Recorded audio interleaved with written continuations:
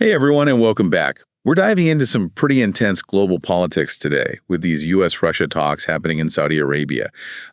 It's the first time officials from both sides have met like this in years. Yeah, and the whole world is watching. It is. Everyone's on edge trying to figure out, what it could mean for the war in Ukraine. Right, and maybe even a bigger question is what this signals about the future. Like who's going to be calling the shots globally? Exactly. It's like we're watching a whole new world order taking shape right in front of us. So we've been digging into some analyses and opinions on this. And let me tell you, some of these viewpoints are pretty wild. Yeah, some definitely thought-provoking stuff out there. One thing that jumps out at me is this shift in how the U.S. is approaching foreign policy. You're talking about a shift towards what some are calling a more pragmatic approach. Right, exactly. It's like there's a renewed focus on, national interests, getting concrete results, not chasing after some idealistic vision. So you're saying it's less about doing the right thing and more about what directly benefits the U.S. Yeah, basically. Some are even calling it a comeback of realpolitik, which is basically just a fancy word for that kind of approach. Interesting. And this whole idea seems to tie in with what we know about Trump's approach to foreign policy, right? That whole thing about seeing the world as it is, not as we wish it to be. 100%. And I think that's a big part of why the U.S. is taking a much stronger stance in the Ukraine conflict now, almost like they're ready to handle things themselves. And maybe sidelining Europe a little bit in the process? Yeah, potentially.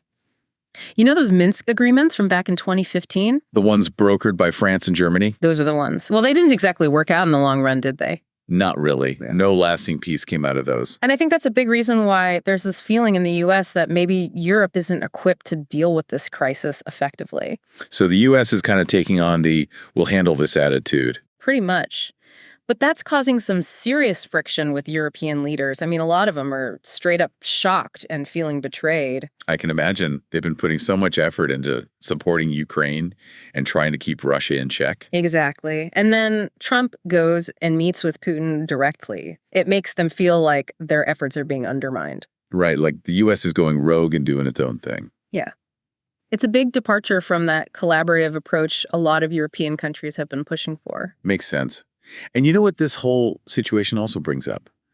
It's this idea that Europe might actually be its own worst enemy right now. Whoa. Okay, how so? Well, there's this growing argument that Europe's kind of stuck in a bubble clinging to a certain view of reality. They're in denial about some hard truths. Exactly. Almost like they're trying to shield themselves from anything that challenges their worldview. Interesting. So are you saying they're censoring themselves in a way? Kind of. They're using these tactics like fighting disinformation and firewalling to control the narrative. Oh, so like an echo chamber, basically. Pretty much. They're shutting out voices that disagree with them. It's like what we see happening online all the time. Right. And do you have a specific example of this happening? Absolutely. Take the Alternative for Germany Party, the AfD. It's a right-wing anti-immigration movement that's gaining traction in Germany. Oh, yeah, I've heard of them. Pretty controversial, right? For time. Even Chancellor Scholz has criticized them, saying they downplay Nazi crimes and have extremist views. Wow. But isn't there a bit of irony in that? I mean, European leaders condemn the AfD. You're right, but at the same time, they don't seem so eager to acknowledge similar concerns about certain groups in Ukraine. A double standard, basically. Exactly. It's kind of wild to see how this plays out online, too. You got people on forums bashing Ukraine for allegedly having ties to Nazi ideology, but then praising the AfD's success in elections. That is pretty contradictory. Yeah, it makes you think.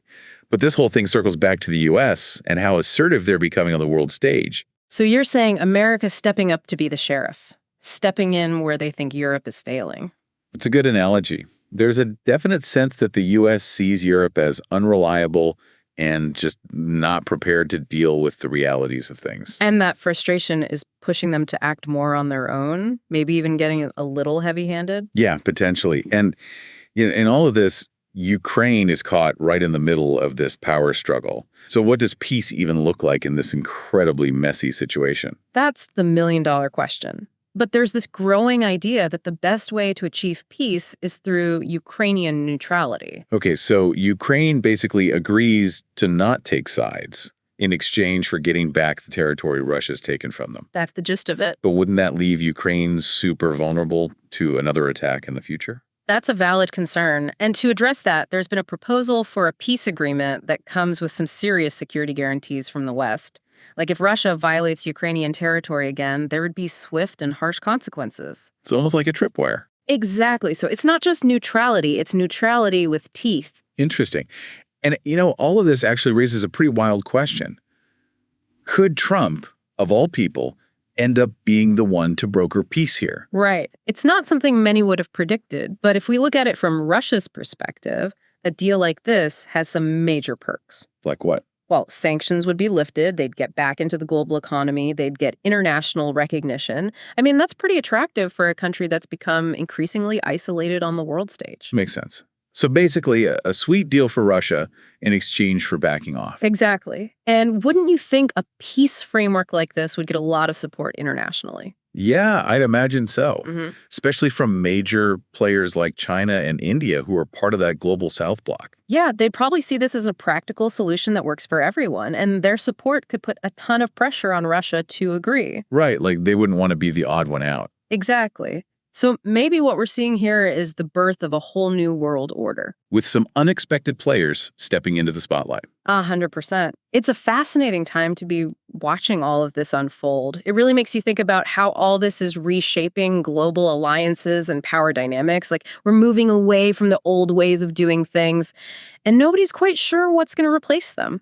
Yeah, there's a lot of uncertainty right now. Yeah. And with so much at stake. Absolutely. We're not just talking about some abstract geopolitical game here.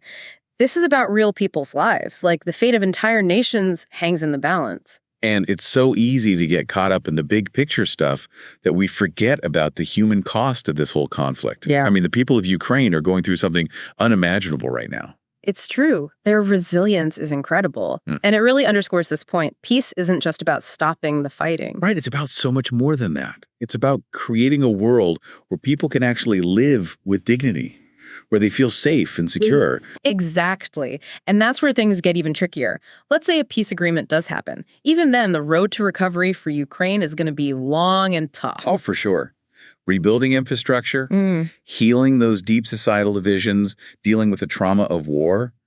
I mean, that could take generations. Yeah, it's not something that happens overnight. And on top of all that, there are the economic consequences to think about. Oh, yeah. This conflict has already wreaked havoc on the global economy, and we're going to be feeling those ripple effects for a long time. It's a stark reminder of how interconnected everything is. What happens in one part of the world impacts everyone.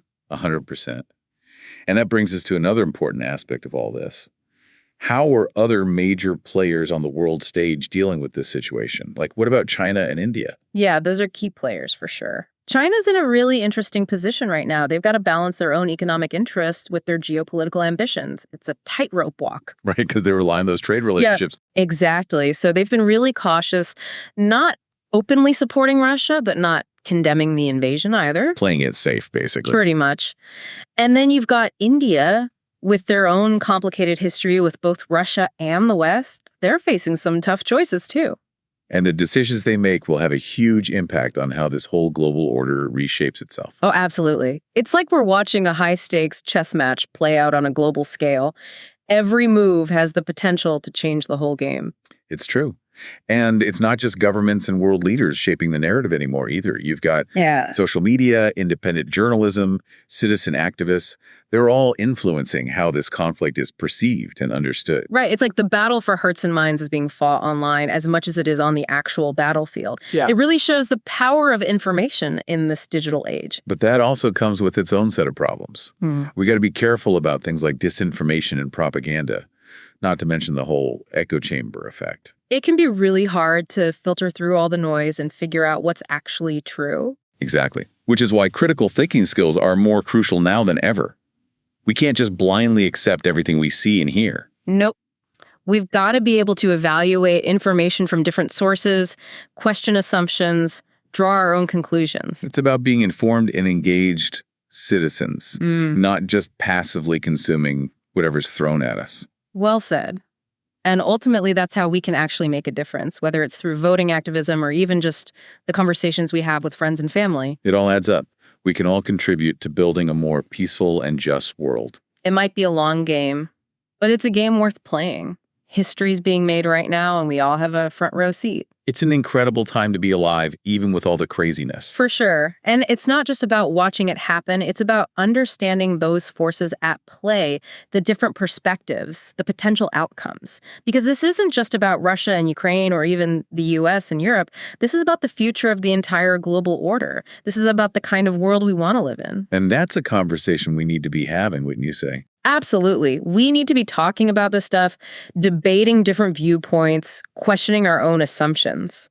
Because if we just stay silent, we're basically letting events sweep us along. We become passive bystanders in our own destiny. Exactly. So let's keep digging, keep questioning, keep pushing for a better future. The world is watching, and the choices we make today will determine the world we inherit tomorrow. Couldn't have said it better myself. It's a real turning point, and we're seeing it play out in real time, almost like watching a slow-motion earthquake changing the whole global landscape. Yeah, it's not just about watching, though. It's about understanding what's driving all of this, the different perspectives, what could happen. We're not just talking about Russia and Ukraine here, or even the U.S. and Europe. This is about what the whole world order is going to look like in the future, the kind of world we all want to live in. And that's what makes this so important for everyone. This isn't just some far-off event happening to someone else. The decisions made in the next few weeks and months are going to ripple out across the globe. It'll impact everything from the economy to security to, the very values that our societies are built on. Exactly. And that's why we can't just sit back and watch this happen. We have to be involved, informed, willing to challenge our own ideas. I totally agree. It's easy to feel overwhelmed by how complicated this is, but we can't just tune out and disengage. We need to lean into that discomfort, embrace the complexity, have those tough conversations. Because the world is watching and listening. The choices we make today, both as individuals and as a whole, will determine the course of history. It's a huge responsibility, but it's also an incredible opportunity to build a better future. Well said. It's a good reminder that even with all this uncertainty and chaos, there's still hope and the power to act. We can't predict what's going to happen, but we can definitely work towards a world that's more just peaceful and sustainable. Absolutely. And that starts with staying informed, engaging in these critical discussions, holding our leaders accountable. It's about recognizing our own power as citizens to shape our societies and our planet. Thanks for joining us on this deep dive, everyone. We covered a lot today, from the shifting power dynamics on the world stage to the real human stories at the heart of this conflict. We hope you found this exploration insightful. Remember, knowledge is power. The more we understand about the world around us, the better equipped we are to deal with these challenges and build a better future. So keep those brains buzzing, keep those conversations going, and we'll catch you on the next deep dive. Subscribe to our podcast, available on Spotify, Apple Podcasts, and YouTube. We are here to make things clear. New episodes every day.